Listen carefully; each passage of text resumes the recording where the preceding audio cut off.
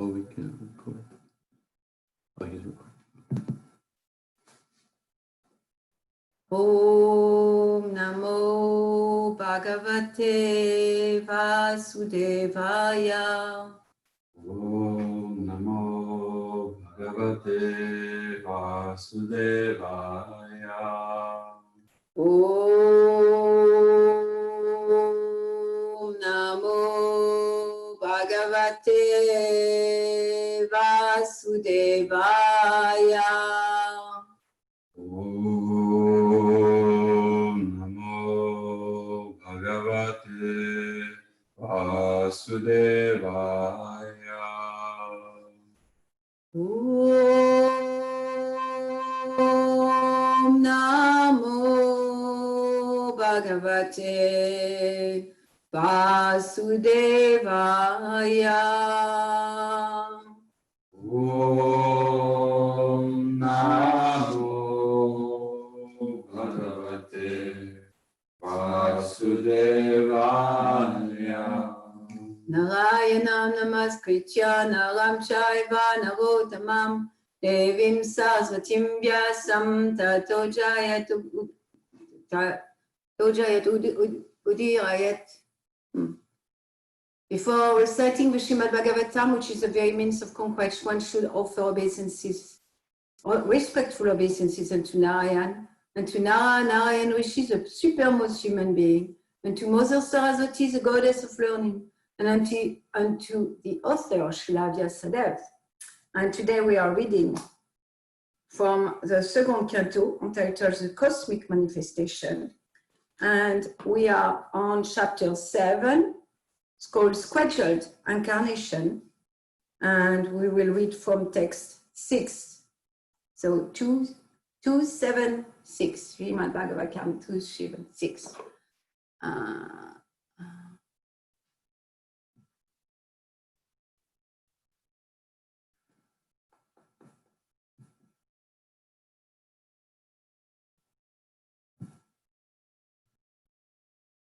Okay.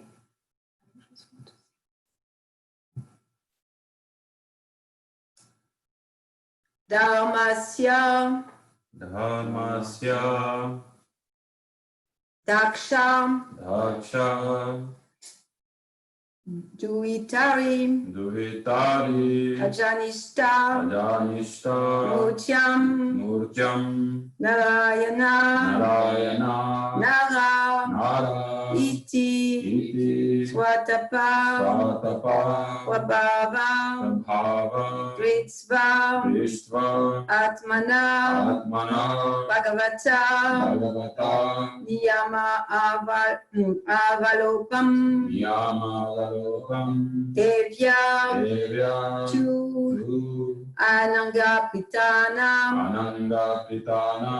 Gatitum Na Seku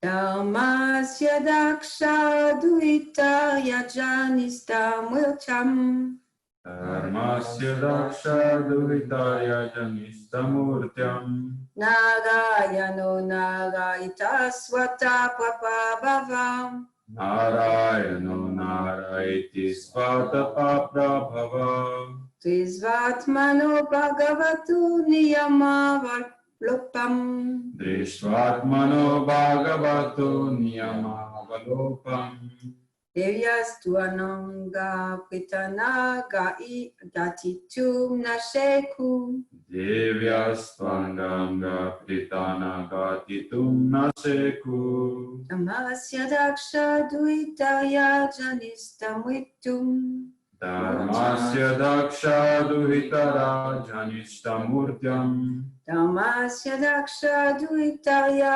Janistamurtyam Dharmasya Daksha Duhitara Janishtamurtyam Narayano Narayitya Svatapa Prabhavam Narayano Narayiti Svatapa Prabhava Svatmano Bhagavato Niyamavalopam Drishvatmano Bhagavato Niyamavalokam Divyastu Ananga Pitana gatitum nasheku. Devya Swananga Pritana Gatitum Nasheku.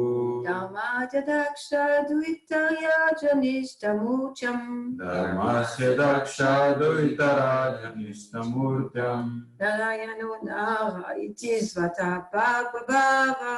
Narayano Narayati Svatapa Prabhava. Visvatmano bhagavato niyamavalokam. Vishvatmano Bhagavato Niyamavalokam. Divyastvalanga pitanagititum nasheku. Devya Swananga Pritanagatitum Nasheku. Dharmasya Daksha Duitarajyanishtamurtyam. Dharmasya Daksha Duitarjanishtamurtyam. Narayano Narayati Svatapa Prabhava. Narayana Narayati Svatapa Prabhava. Drishtvatmano Bhagavato Niyamavalokam. Visvatmano Bhagavato Niyamavalokam. Devyastvananga Pritanagatitum Nasheku. Devyasananga Pitanagititum Nasheku. Dharmasya Daksha Duitarjanishtamurtyam. Dharmasya Daksha Duitarajyanishtamurtyam. Narayano Narayati Svatapa Prabhava. Narayano Narayati Svatapa Prabhava. Vishvatmano Bhagavato Niyamavalokam. Vishvatmano Bhagavato Niyamavalokam. Divyastunanga Pritanagatitum Nasheku. Devyasvananga Pritanagatitum Nasheku. Dharmasya Daksha Duhitar Yajanishtamurtyam. Dharmasya Daksha Duitarya Janishtamurtyam. Narayano Narayati Svatapa Prabhava. Narayano Narayati Svatapa Prabhava.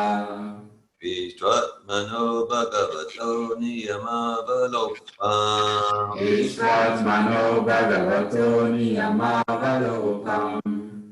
Devyastvananga Pritana Gatitum Nasheku.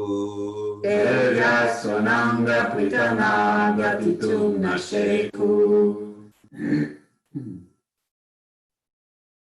Someone else would like to chant?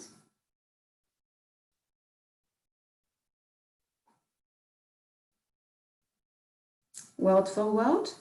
Dharmasya, Dharmasya. of Dharma, the controller of religious principles. Of Dharma, the controller of religious principles. Daksha, Daksha. Daksha, one of the Prajapatis. Daksha, one of the Prajapatis. Duitari, Duitari, unto the daughter. unto the daughter. Ajanishta, Ajanishta, took birth. took birth. Murtyam, Murtyam, of the name of Murti. of the name Murti. Narayana, Narayana, Narayana, Narayana, Nara, Nara, Nara, Nara, Iti, Iti, thus, thus, Swatapa, Swatapa, personal penances. personal penances. Prabhava, Prabhava, strength. strength. Dritsva, Drishtva, by seeing. Atmana, Atmana, of his own. of his own. Bhagavata, of the Bhagavata, personality of Godhead. of the personality of Godhead. Niyama avalopam, Niyamavalokam, breaking the vow. breaking the vow. Divya, Devya, celestial beauties. celestial beauties. Two, Two, but but Ananga Pitana, Ananga Pritana, companion of Cupid. companion of Cupid. Gatitum, Gratitum, to happen. to happen. Na, Na, never. never. Seku, Seku, made possible. made possible. Translation. To exhibit his personal way of austerity and penance, he appeared in twin forms as Narayana and Nara in the womb of Murti, the wife of Dharma, and the daughter of Daksha. Celestial beauties, the companions of Cupid, went to try to break his vow, but they were unsuccessful. Or they saw that many beauties like them were emanating from him, the personality of Godhead. Purport by His Divine Grace A.C. Bhaktivedanta Swami Prabhupada. The Lord, being the source of everything that be, is the origin of all austerities and penance also. Great vows of austerities are undertaken by sages to achieve success in self-realization. Human life is meant for such tapasya, with the great vow of celibacy or brahmacharya. In the rigid life of tapasya, there is no place for the association with women, and because human life is meant for tapasya, for self-realization, factual human civilization, as conceived by the system of Sanatana Dharma, or the school of four caste and four order of life, prescribed rigid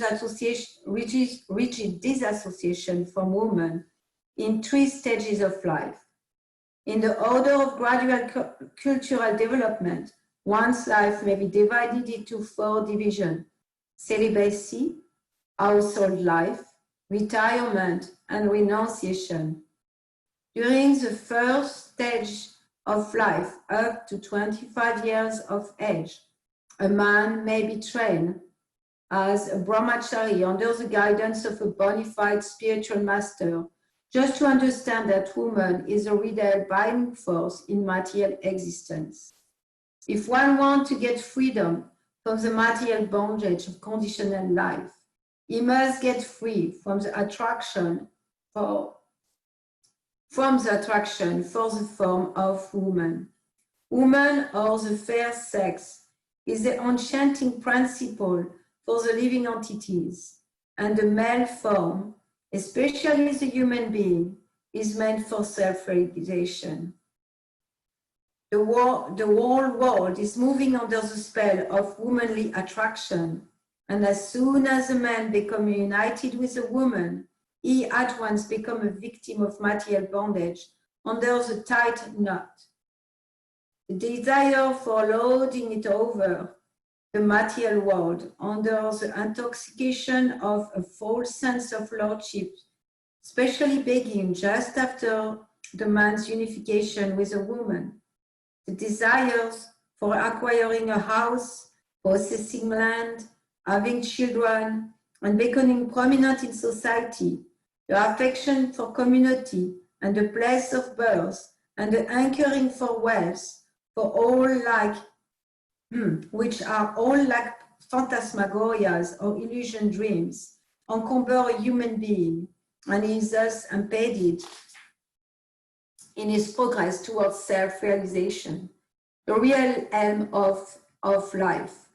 The brahmachari, or a boy from the age of 5 years, especially from the higher skies, namely from the scholarly parents, the Brahman, the administrator parents, the Kshatriya, or the mercantile or productive parents, the Vaishyas, is trained until 25 years of age under the care of a bona fide guru or teacher, and under strict observance of discipline, he comes to understand the value of life along with taking specific training for a livelihood. The brahmachari is then allowed to go home and enter household life and get married to a suitable woman.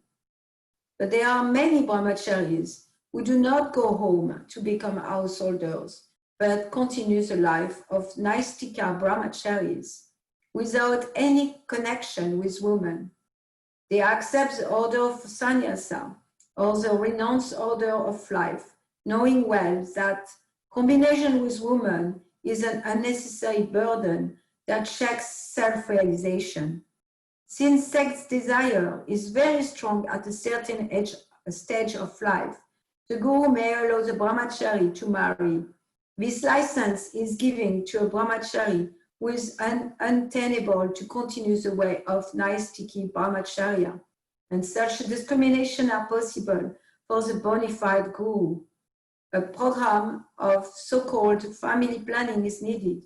The householder was associated with women under the scriptural restriction. After a thorough training of brahmacharya, cannot be a householder like cats and dogs. Such a householder, after 15 years of age, would retire from the Association of Women as a vanaprastha to be trained to live alone without the Association of Women. When the practice is complete, the same retired householder becomes a sannyasi, strictly separated from women, even from his married wife.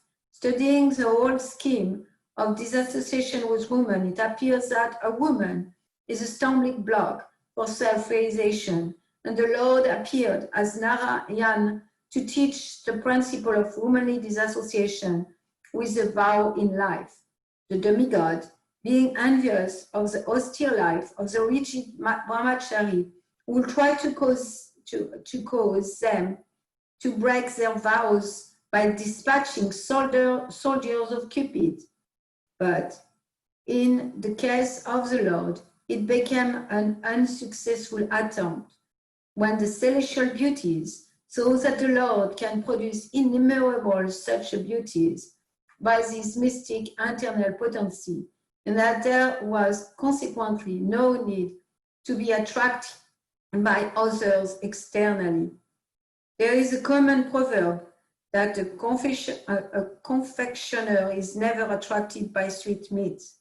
Confectioner who is always manufacturing sweet meat has very little desire to eat them. Similarly, the Lord, by his pleasure potential power, can produce innumerable spiritual beauties and not to be least attracted by the false beauties of material creation. One who does not know alleges foolishly that Lord Krishna enjoyed women in his Rasa Lila in Vrindavan, or with his 16,000 married wife at Dwarka. Om Agyanati Mirandasya Gyanajala Shalakaya Chakshun Militanjena Tasma Shri Gurave Namaha. I was born in the darkness of ignorance, and my spiritual master opened my eyes with the torchlight of knowledge, and I offer my respectful obeisances unto him. Shri Chaitanya Manobhistam, Shtapitam Yena Bhutaya, Swayamupa Kadamayam Dadati Swapadantikam. Vandeham Shri Guru Shri Yuta Padakamalam Shri Guru Vaishnavam Shah. Shri Upa Sagajatam Sagana Ragunatam Vitam Tam Sajivam Sadvaitam Savadutam Parijana Saita Krishna Chaitanya Devam Shri Radha Krishna Padam Sagana Lalita Shri Vishakam Vitam Cha.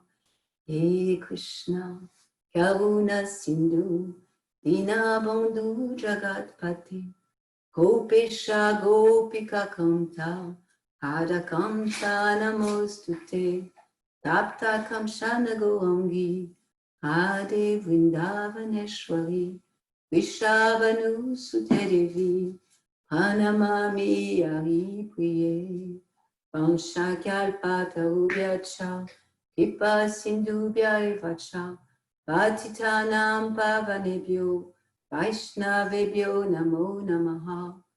Jai Shri Krishna Chaitanya Prabhu Nityananda Shri Advaita Gadadhar Shri Vasadi Gaura Bhakta Vrinda. Hare Krishna, Krishna Krishna, Hare Hare, Hare Rama, Rama Rama, Hare Hare. Namo Vishnu Padaya Krishna Prastaya Bhutale Srimate Bhakti Vedanta Swami Namine. Namaste Sarasvati Deve Gauravani Pacharine Nirvishesha Shunyavadi Askacha Dejatarine Ukam Korativa Shalam Pangum Langayate Krip Pangum Langayate Kripad Vandé Shago Dejatarine. Hare Krishna, everyone online. Hare Krishna to my roommates. Hare Krishna. So I pray to the Lord that I will speak in a way that will help us all understand the vision of eternity, the way the world works without feeling any sense of reactivity to the material context. So here we are in a chapter that describes the different scheduled incarnation, the incarnation that come from the dawn of creation at the beginning of the life of Brahma. And then there is one incarnation after another. We saw Kapila, Dattatreya, the Kumaras, and now we have Narayan Rishi. And Narayan Rishi is an incarnation known for his austerity, specifically a great austerity tapas. And I want to read something that was said by Uddhava.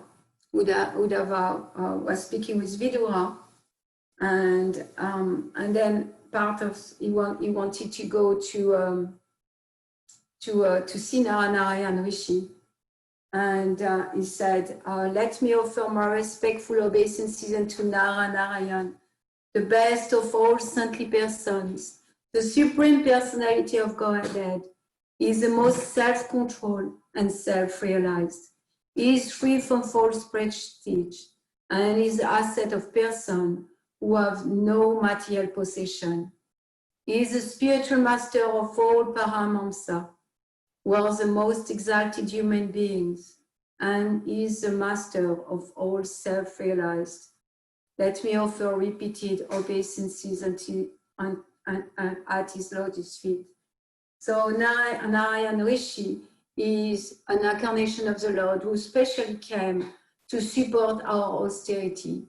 And it's explained how he came really to support us to understand the purpose of human life. And like we often speak about Lord Jesus Christ, how he sacrificed his life for the welfare of humanity. So similarly, Narayan Rishi is doing austerity for the welfare of humanity. He's doing austerity for our sake. He's really taking a lot of penances for our sake, for our purification. And Narada Muni, who is like the spirit, so many people's spiritual master, is that as Narada Muni is the most powerful saintly sage, also worship Narayan by chanting the following mantra. The Supreme Personality of Godhead is the master of the creation, maintenance and annihilation of this visible cosmic manifestation, yet he is completely free from false prestige. Also, to the foolish he appears to have accepted a material body like us. He is unaffected by bodily tribulation like hunger, thirst, and fatigue. Also, he is the witness who sees everything. His senses are unpolluted by the object he sees. Let me offer my respectful obeisances unto the unattached, pure witness of the world, the supreme soul, the personality of Godhead.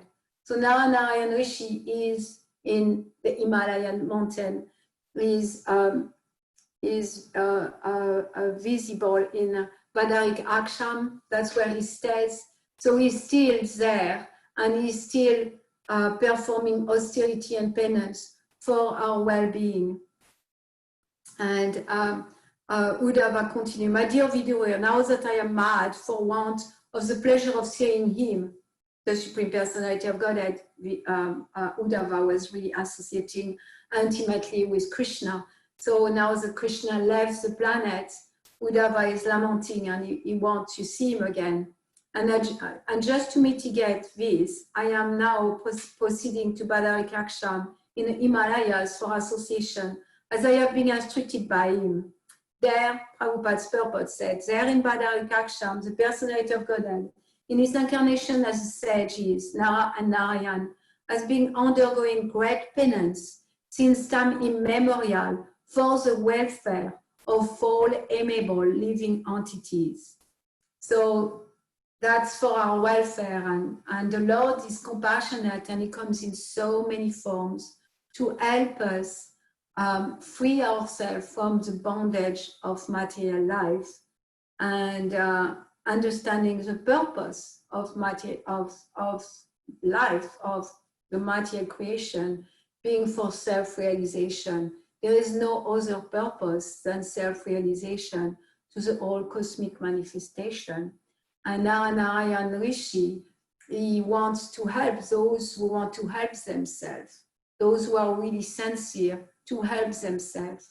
And then in this verse, there is the story of, I think it was Indra, but Indra kind of, with all the demigods, they were kind of jealous of the austerity of Narayan Rishi and wanted to break his austerity. It's a little bit same things than we were reading last night.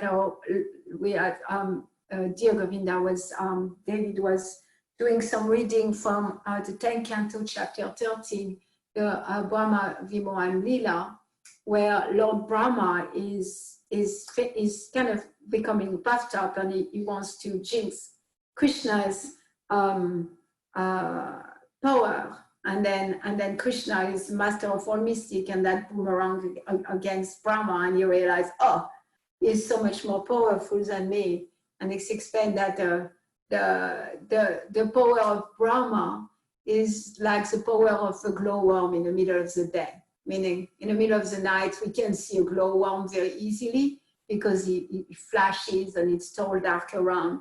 But in the middle of the daytime, the glowworm have no power to glow because the sun is there and is so powerful. So Lord Brahma, he has all power. In fact, Lord Brahma is the most advanced Shiva. So he has all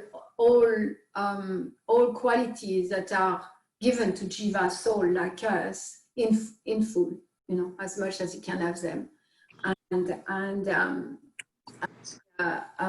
The maximum that can be developed in a jiva. So similarly, Lord Indra, he wanted to break the austerities of Narayan Rishi, and so he plotted with Cupid to send many beautiful women, and then Narayan, being also an incarnation of the Lord, he shows that his power that is not attractive because all beauties are coming from him. So that's the plot that we are reading about today. And then in the purport, Srila Prabhupada go on explaining about austerities. And one of the strongest bind in this material existence is sex life. Sex life is one of the highest pleasure we can get in human form, in a conditional form. And it's also the most binding that keep us again and again attached to lord it over material energy. And here specifically, Srila Prabhupada speak about human in a form of male, and how binding their attraction for the form of the woman is, and how that form of the woman is so difficult for them to overcome in order to focus on self-realization. And sometimes Srila Prabhupada compare like men like butter and women like fire, and that means that the butter is sensitive. It's sensitive, it can melt very easily. So in the system of Varnashram, there is a system to strengthen the man, because the man has weakness. The weakness of the man is their attraction for women. You know, it has nothing to do with women. And if there is women here that feel offended, I can tell you I don't feel offended by that, because I understand that, for example, right now, I love eggplants. You know, I really love eggplants. I think eggplants are such a delicious vegetable. However, when I eat eggplant, I get sick. There's a few vegetables like that. When I eat them, I used to be able to eat eggplant. Now when I eat them, I feel sick. And there is no fault on eggplant's part. It's not, the eggplants have nothing wrong with eggplants. There is nothing wrong with eggplants. However, because there is something wrong with my own system, I stay away from the eggplants. Yeah. So similarly, it's not like when Srila Prabhupada described what's happening with the attraction towards women, it's not at all a criticism of the woman form. It's not a criticism or anything. It's just a statement of an objective statement of fact, an objective statement of facts that men have a weakness inside them that they are very easily lured by the form of the woman, and that weakness inside of them, it really prevents them to really stay focused on the purpose of human life, which is self-realization. So, Srila Prabhupada speak about different tapasya, but specifically focus on the tapasya, on the austerity of little boys and men staying away from women and getting trained how to associate with women in a way that's conducive for self-realization. Getting trained to enter one of the ashram, which is marriage life. And interestingly, I was doing some research about the ashram. So here Srila Prabhupada described the 4 ashram. There is ashram of brahmachari. So during the brahmachari life, the brahmachari is trained to restrain his senses, is trained to control his senses, is trained to control his senses, to be satisfied with simple pleasure, to not get allured by the material energy. And the brahmachari also is going to be trained in serving the guru, serving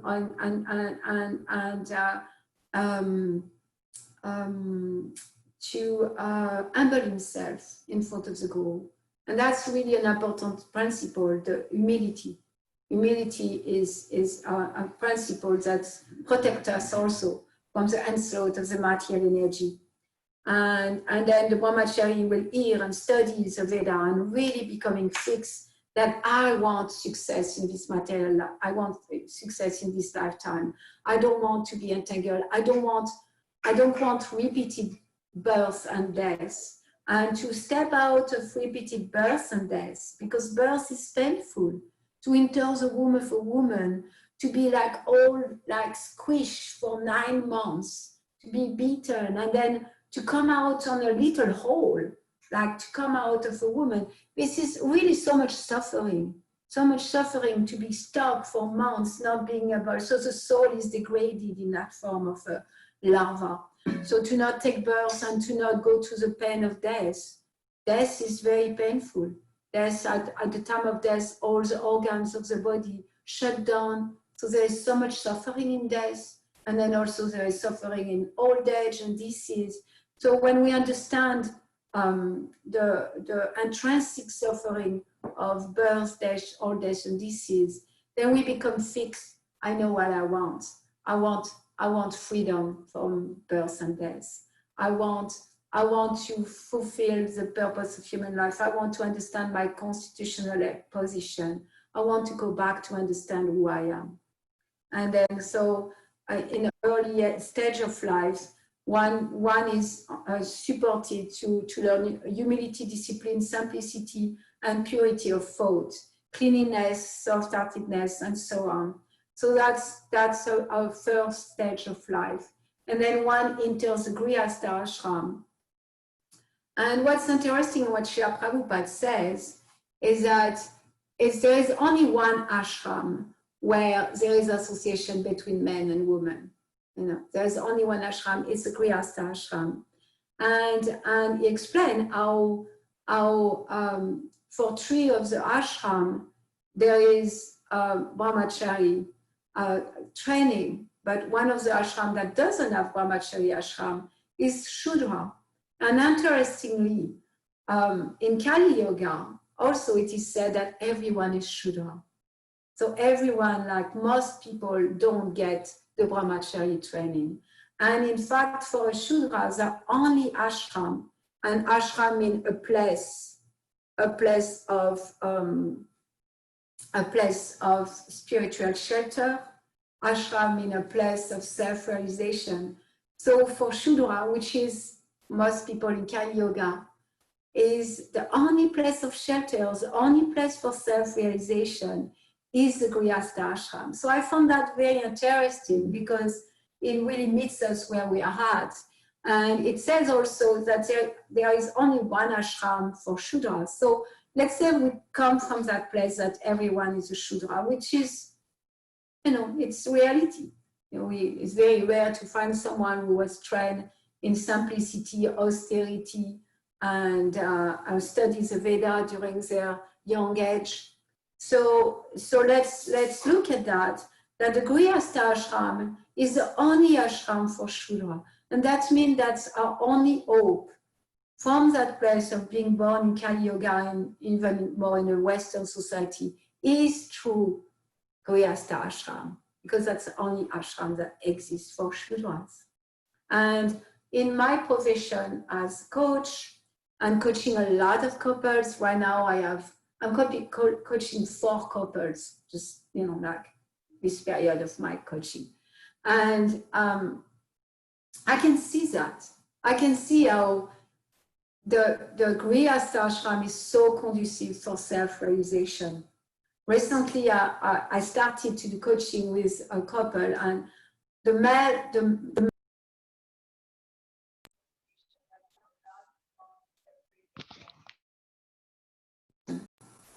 and then the woman, she's really not familiar with self-realization.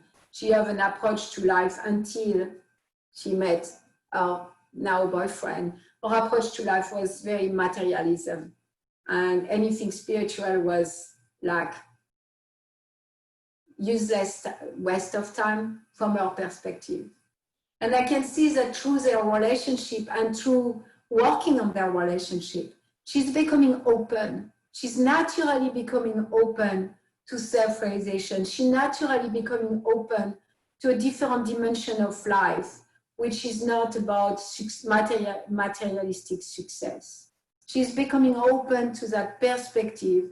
Not that she's going to worship Krishna tomorrow, but she's becoming open to the perspective that there is something deeper to life than accumulating success or accumulating things.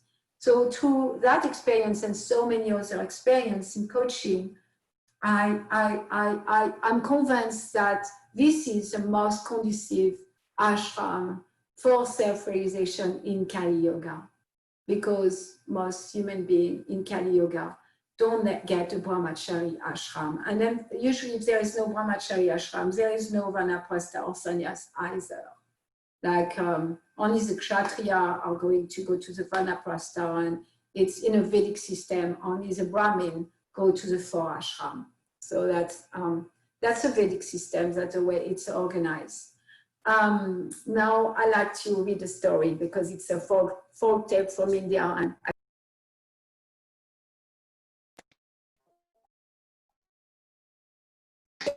so many versions, but it's a folk tale, Indian folk tale. So there was a man once, and he was married, and he had a few children and a good wife, but he was burdened. He was burdened by the responsibility, because the Grihastha ashram has natural austerity, making money, maintaining a family, being a good example. So there is natural austerity there. So he was really, really burdened by that, and to maintain his children and all that, and he was unhappy. So he thought, oh, I can just become a renounce, or I can just go in a renounce order of life, become a sannyasi, and even a guru. Because if I'm a guru, then I will get, food, I will get everything I need. So it will be so much easier, so much easier. So he thought like that, and he left home, and he went towards the Himalayas. And during the time he was going to Himalaya, he changed his clothes to orange, and he grew a big beard and put neck beads. And so when he arrived where he stopped, he went to a village, and then he went above the village. He created a little ashram above the village. And then the villagers, they were simple villagers, they began to come and see him and say, wow, we want to be initiated by you. We want you as a guru. And yeah, they were lured by the person, and he looked so saintly. He had the beard, he had the neck, he had everything.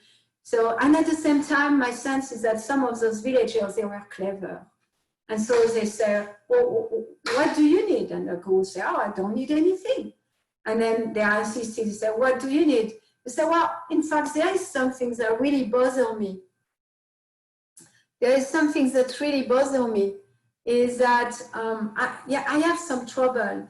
My chapati flower, I keep, and I keep a chapati flowers, and those mice, they come and eat it. There is mice that come and eat it. So the people say, oh, no problem, we'll take care of that. We have a medicine for that. Tomorrow we'll come and bring the medicine for you. And then the next day, the people, they came and they brought a cat. They brought a cat. They say, oh, here's a cat for you. And you say, what, a cat? And they say, yes, that's a medicine. If you have mice, then if you have a cat, the cat will eat the mice.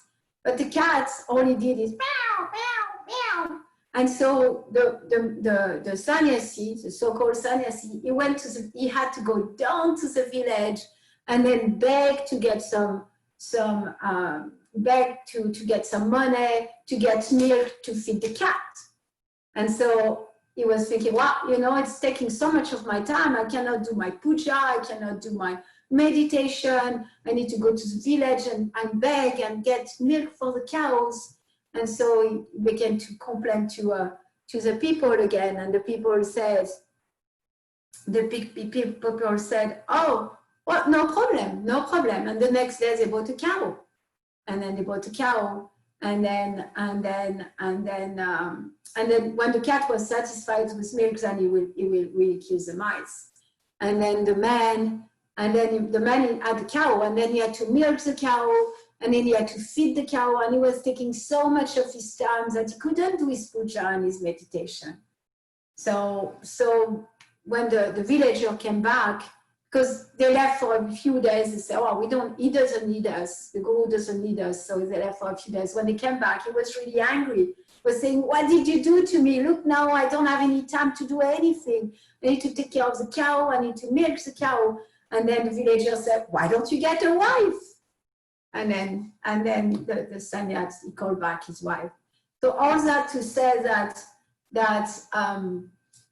those ashrams, they are really for self-realization. They are not for hiding.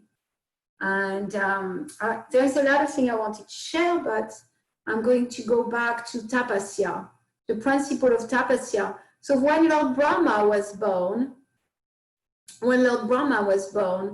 was born from the lotus feet of Vishnu, a beautiful story, very poetic ways that the Lord Brahma was born.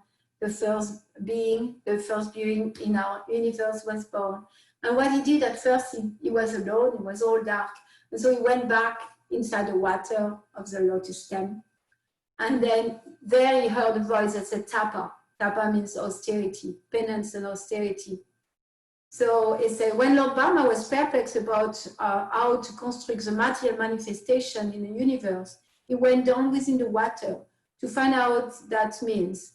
And the source of his lotus feet. He heard that word, tapa, vibrating twice. So tapa is the origin of everything we create. And austerity are going to be there. No matter what state of life we are going to do austerity. If we want to get a degree to make money, we go to school. There's a lot of austerity there. Studying, spending a lot of hours, not going to the beach, not going to the bar, but studying. If we want anything, even sometimes I look at our homeless people, how much austerity they are doing. They are homeless, they don't have a job, so we can say, well, that's pretty good in some ways. But then they are in the street under the sun begging, and that's so much austerity. Or there's so much austerity in getting food and just living in a material energy. There is so much natural austerity there. But not all austerities are leading to self-realization. And I would like to read a very well-known verse from the 5th canto is Nayam Deho Deha Bhajan Niloke Kastam Kamam Arate Vibhujan Ye Dapodivyam Putraka Yena Sadvam Sujet Yasmad Brahma Sokyam Tvanam Tam. So this verse was spoken by Rishabhadeva, who is also an incarnation of the Lord, to his sons. He said, my dear boys, of all the living entities who have accepted material body in this world, one who has been awarded in this human form should not work hard day and night simply for sense gratification, which is available even for dogs and hogs that eat stool. One should engage in penance and austerity to attain the divine position of devotional service. By such activity, one's heart is purified, and when one attains this position, he attains eternal blissful life, which is transcendental to material happiness, which continues forever. So through austerity, we have an opportunity to be free from material entanglement. We have an opportunity to understand that the purpose of human life is not to eating, sleeping, mating, and defending, that those things kind of come on their own accord, and those things are there for human beings, of course. However, they are not intrinsically the purpose of having a human body. The human body is very, very rare. It's a boon to come to a place of accepting a human body, and that in human bodies, that rare human form is made for self-realization. Self-realization that starts with question: who am I? What am I doing here? What's the purpose of my life? Where am I going? What is death? What is birth? And Srila Prabhupada often says there is no department in our universities that help us understand the response to those questions. So human life starts really when we start to ask those questions. When we start to ask those questions and focus, 100% focusing on making the goal of our lives, the purpose of our life, to respond, not answer. It's not answer. It's not like coming to a place like I'm going to control knowledge. And the previous chapter was so much about Brahma saying we are not going to understand. But we can be in a question, and we are going to receive response. The Lord is going to reveal himself to those who are sincerely inquiring. Bhaktaram yagyatapasam sarvalokam maheshwaram suidam sarvabhutanam yavatmam shantirnishati.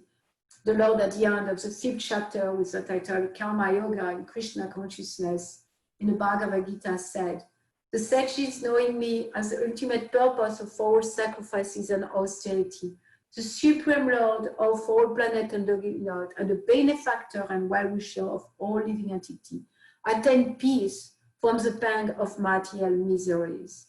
So this is a peace formula. The peace formula is to understand that tapodevyam, divine austerity. Why? To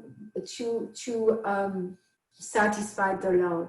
And when we do austerity, if we remember that satisfaction of the Lord, then our life becomes free from miseries. And I have personal experience of doing the austerity, not always that I'm focused on the Lord, but that's always there for me somewhere. But for example, fasting. Fasting is something that I've learned to enjoy. And because by fasting, I can see how my senses become really peaceful.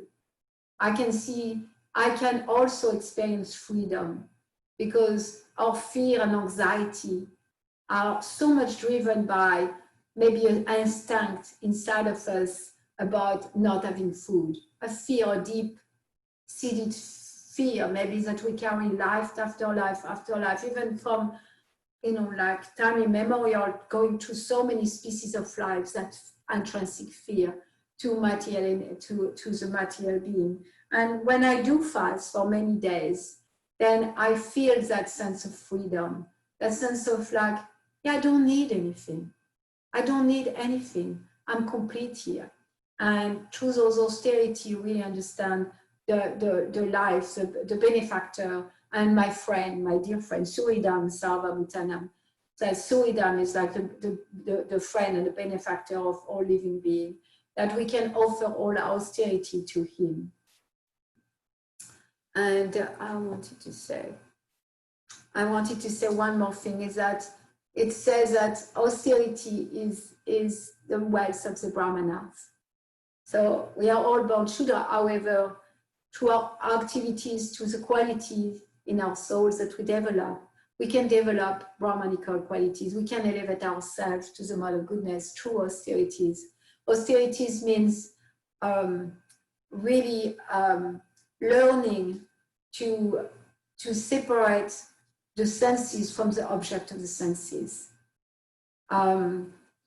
delaying instant gratification for long-term gratification. Like everybody does that. People who go to school, that's what they do. They delay instant gratification for long-term gratification. And the long-term satisfaction and fulfillment of the soul is to be in service to God, in connection with God. So this penance is the beauty and wealth of the Brahmana and the renounced order of life.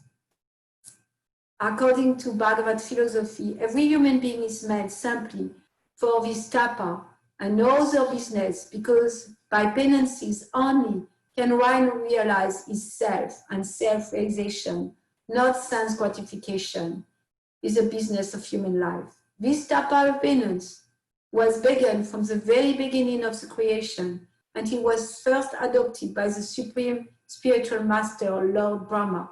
By tapasya only can one get the profit of human life, and not by a polished civilization of animal life. Animal life does not know anything except sense gratification, in the jurisdiction to eat, drink, be merry, and enjoy. The human being is made to undergo tapasya for going back to Godhead, back home. I'm going to stop here. There's a lot more we could discuss, and I'm very eager to hear your comments and challenges, what's happening for you. I'm thinking of tapasya, and I'm going to read the verse again. Dharmasya daksha duitarya janistamutyam narayano nara iti swatapabhava Drisvamano bhagavato niyamavalopam Yavyastvananga pritana gatitum naksheku. To exhibit his personal way of austerity and penance, he appeared in twin forms as Nara and Narayan and Nara in the womb of Murti, the wife of Dharma. Again, Dharma, we didn't speak about that, but Dharma is the father of religion. So it's very significant that the father of Narayan Rishi, who came to show us the way of austerity, is religion personified. And the daughter of Daksha, celestial beauties, the companion of Cupid, went to try to break his vows, but they were unsuccessful, for they saw that many beauties like them were emanating from him, the personality of Godhead. Any question? I'm eager to hear from you. Would like to share? I had one, but it was just answered. I mean, it was the old question that every day we chant that verse, and I always thought, are there two people? Is there a Nara and a Ryan? And it is. They're twins, right? I was firmly convinced in the verse today, but I came just as you read the verse, so I hadn't heard it. But that was my question all along. So anyhow, it's funny. Thank you. That's all. So in the verse, it says they are twin form, and like the last verse we read was about the 4 Kumaras, and sometimes the 4 Kumaras, and in the last verse it's also explained, is they are seen as one incarnation of the Lord, and they are 4 in 4 different forms. Clearly, like when we say Naran Chaiva Narotama, Narayan, the supermost human being, it seems to be one, and at the same time Narayan, they are twins, they are 2. So both is true. Yes, both is true. They manifest in two, and sometimes they are considering one incarnation of the Lord.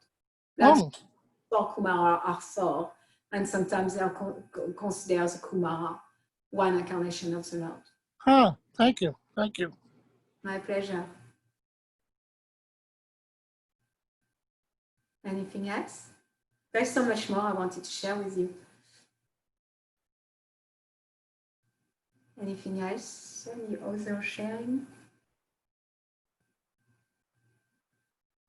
Questions? Criticism? Yeah. No. Narayan! So in the purport it says, women or the fair sex is the enchanting principle for the living entities, and the male form, especially for the human being, is meant for self-realization.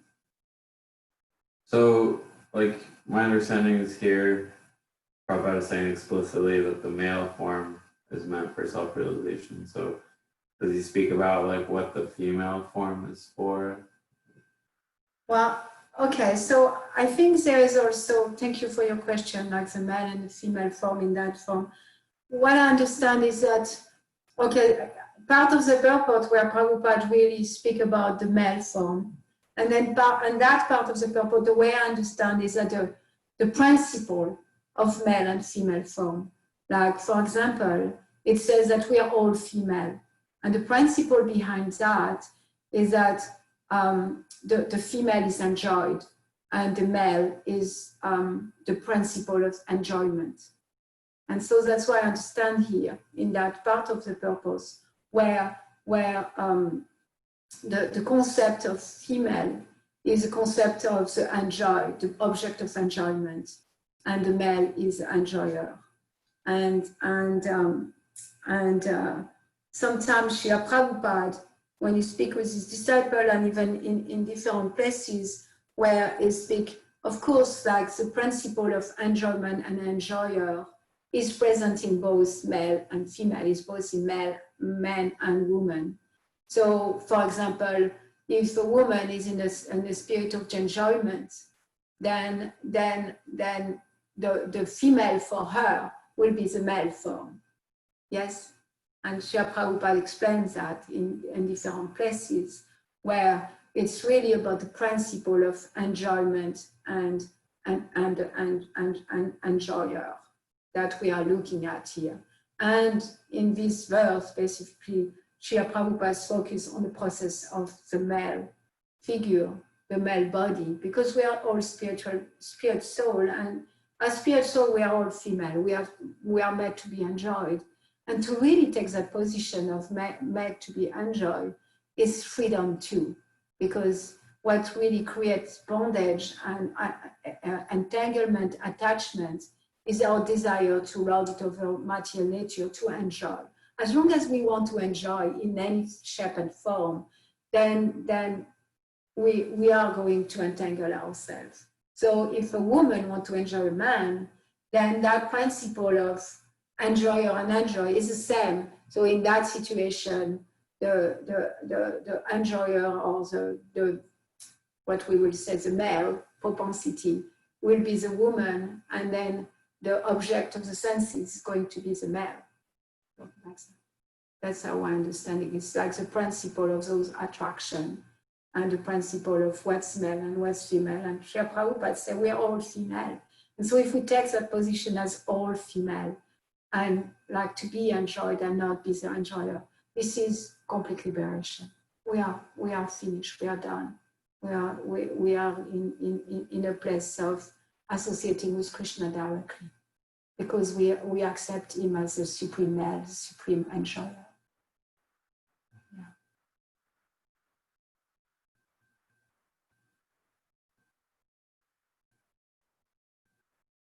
How does that sound?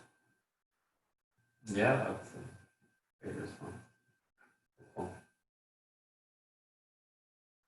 Thank you. Anything else?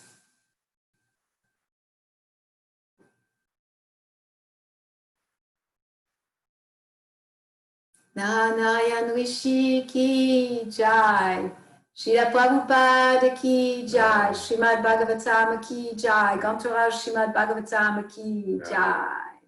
Oh, après maintenant des Hari Hari the Bol. Hari Bol.